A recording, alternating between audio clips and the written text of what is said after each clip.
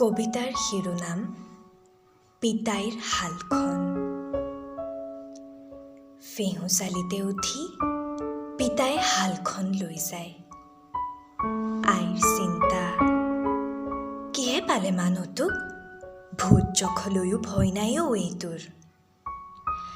আইৰ চিন্তা শেষ হোৱালৈকে চাগে পিতাইৰ এপোৰামান মাটি চহাই হ'লেই।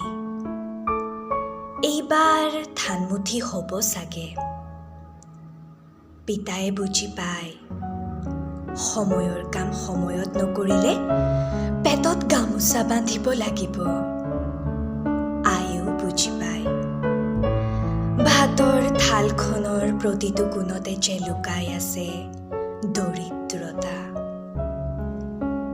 বহাগ আহোঁ আহোঁ দেহি ঐ, এইবাৰ খেতিটো নহ'বই চাগে।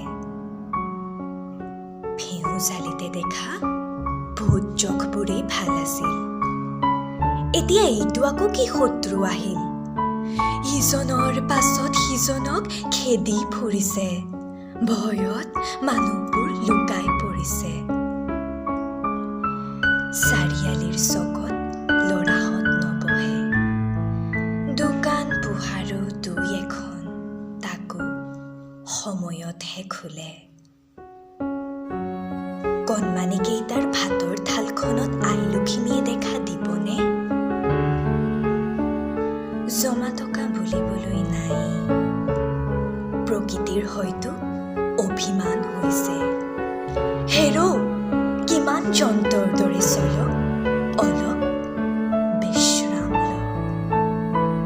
কিন্তু আমাৰ নিচিনাবোৰৰ বিশ্ৰাম কৰিলে জানো পেট ভৰিব?